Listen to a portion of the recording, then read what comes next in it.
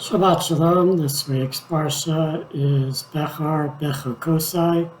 And the Lord spoke unto Moses in Mount Sinai, saying, Speak unto the children of Israel, and say unto them, When you come into the land which I give you, then shall the land keep a Sabbath unto the Lord. Leviticus chapter 25, verses 1 through 2. The Torah specifically mentions that the commandment of Shemitah, wherein the land is to lie fallow every 7 years, the Sabbath unto the Lord, was given on Mount Sinai.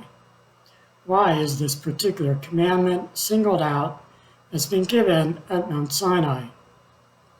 The sages say that this serves as a reminder that all the commandments, not only the Decalogue, the 10 Commandments, were given at Sinai.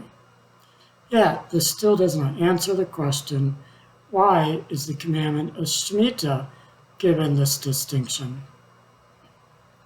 Shemitah is a commandment that requires strong emunah, faith, for it is to trust in Hashem to provide enough crops in the previous year to eat while the land lies fallow until the third year when the harvest arrives.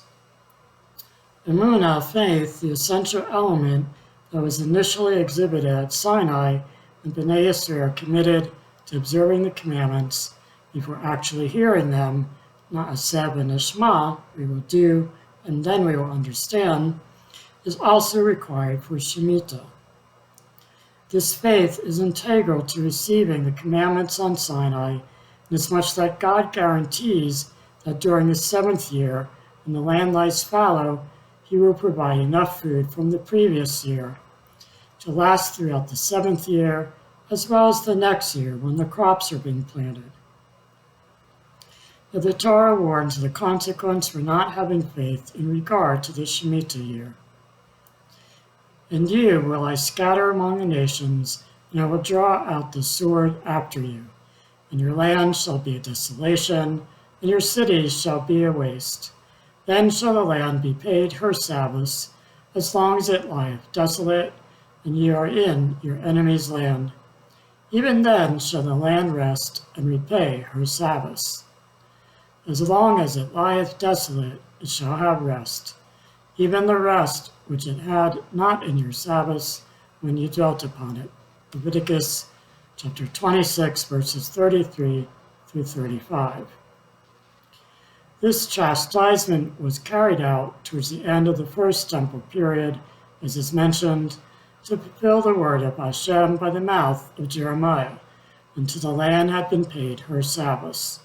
For as long as she lay desolate, she kept Sabbath, to fulfill 70 years, as mentioned in 2 Chronicles chapter 36, verse 21.